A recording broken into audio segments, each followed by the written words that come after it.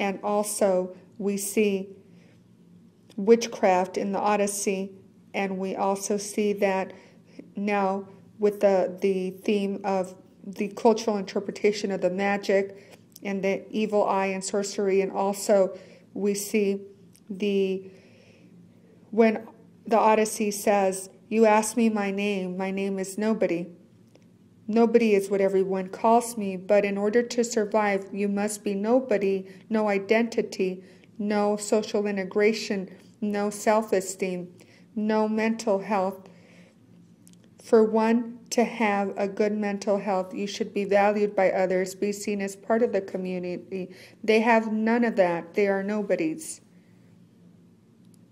Very well, we took this theme to the European Parliament Committee, like Jose said, and so we created a task force, and we are trying to investigate and help in this area. And the Congress also of Psychiatry, in a meeting, we spoke about this problem, and it's recorded in a soap opera in Colombia, in a poem book in Cuba, in different fields in the judicial system too, during sentences.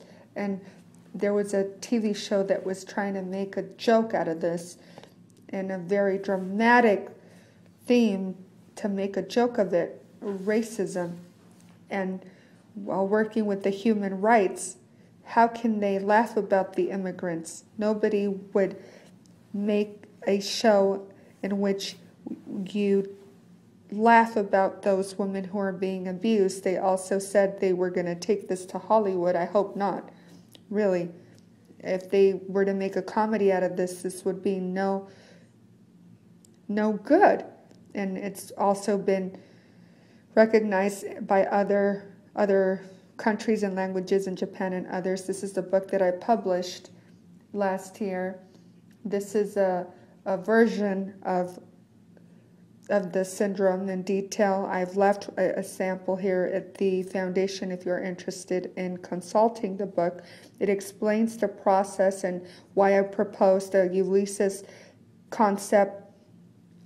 And I was reminded of a Spanish writer, Jorge Sampruno, in which he explained a change that he had lived in reality.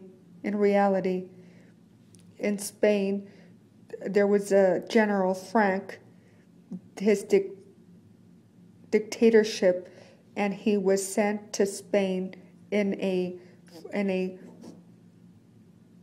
job, and he explained that during summer in the 1950s, while arriving from Paris and trying to speak with the opposite regiment, he met with him in downtown Barcelona. Hours and hours passed, and he was there waiting. It was a hot, sunny summer day, and in the evening he watched and watched while people from the south of Barcelona and buses arrived, one bus after another, women's, men, and then he realized that those women were not the ones that they would see in the 30s in the Republic in Spain. No more those after the war. They dressed differently. They would walk differently, see differently. Times were changing. It was a different society from the Spain that he used to see 20 years ago. When he went back to Paris, he said, Spain is no longer the same. They no longer saw the world the same. Things have changed. While I read Sampruno's text, I think I've also felt the same way. Really, the migration that we are seeing now is no longer the same migration that was done before. They've seen things differently. Things have changed. I think there's been a change. That's the center where we are located. This is a hospital in the port of Barcelona, the Jesuits. And this is an area where we've seen a lot of migrations, a lot of people who've come and arrived, and the comparison has helped us really see this theme of the Ulyssess syndrome close to the port of Barcelona. People from different places come and study at the university these concepts. And we've created a network, global network with, if you're interested, we have a website here, people from Japan and other parts of the world, because we believe that we should give our global response to a global problem. We cannot provide just a local response to a global problem. To provide that psychological assistance together, if we work together with, we also work with colleagues from El Peru who are seeing the other family members, the other side of the family, the world. This is a worldwide problem. We cannot do it alone. If you're interested, we have newsletters and different data and information firsthand of what's happening with the migration agendas, documents. So I invite you to participate. It would be a pleasure to really have more people being part of this. I just want to finish with two ideas that hopefully we had the same sensibility for the change of weather, for the aspect of this theme. It's a tremendous drama that is affecting a lot of people.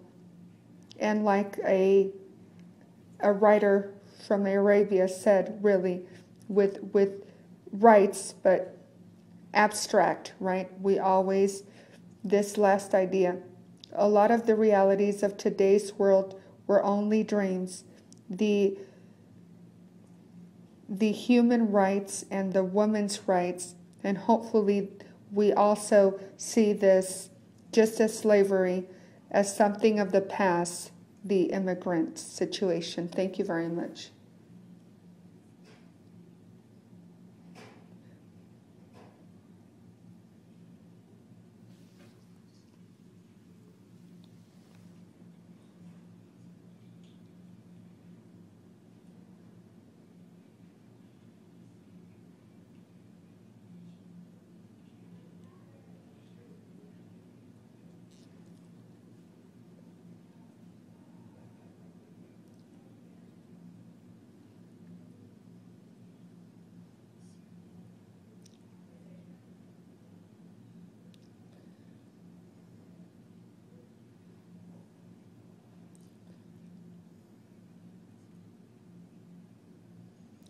The Latin American migration to the U.S., and how do you see the migration from South and Latin America in comparison with the migration to Europe? I think that because of the difficulties of many trying to migrate to the U.S., I think a lot of people are migrating to Spain because it's the same language. In France or England, we have much more immigrants in Spain because of the language and because of the difficulties of coming to the U.S. Spain had an agreement, all sorts of agreements, in which, because there was that link.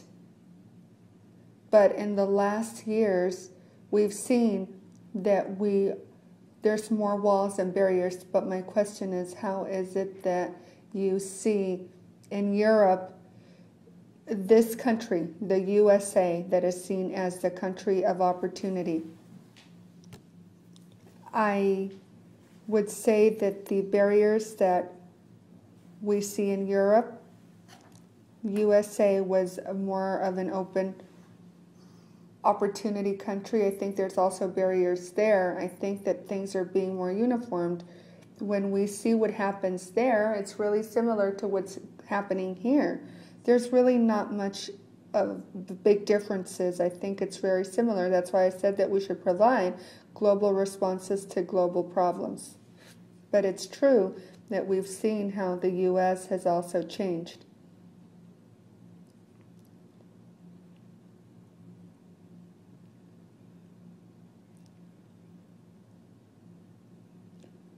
Doctor, ¿cuál sería el valor, aparte del síndrome de Ulyssess, a los proveedores médicos como enfermeras, personas registradas, aquellos que apoyan a los médicos ¿Qué será lo más valioso que podemos llevarnos de esta presentación?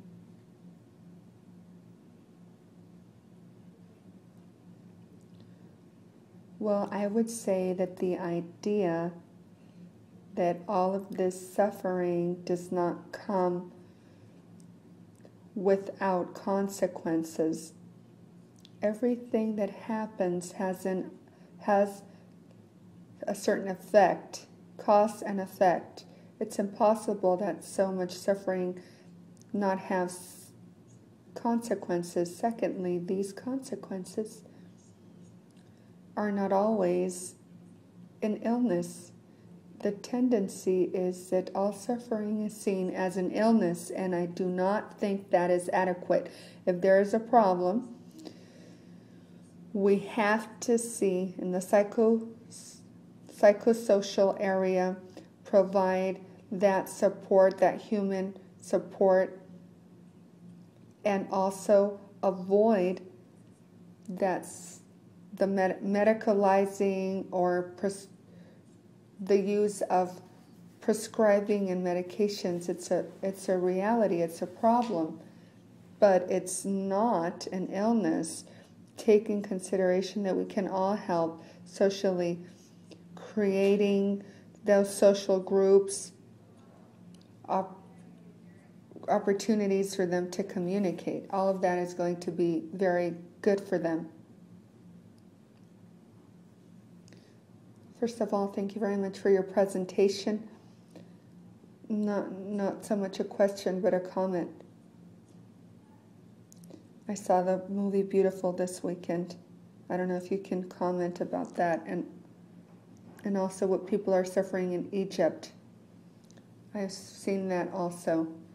What can you say about that, and what's going to happen? Well, we see a lot of people who are coming to Spain because they are faced in a country with a lot of situation. Everybody wants a government that's, but they are faced with dictatorships, very rulers that have been very harsh, and so I think that people are responding. They want a democratic government, and so they are faced with corrupt countries and this situation financially that everybody is wanting to flee, all of the young ones. What future can that country provide? And so that all the young ones want to flee. They want to go to another place. Hopefully the situation turns into a better situation so that they don't have to make that migration, because migrating in such terrible situations, it's just tremendous. I think it's been a process in which hopefully that the situation becomes into a better situation, and so hopefully they don't have to way out of their problem.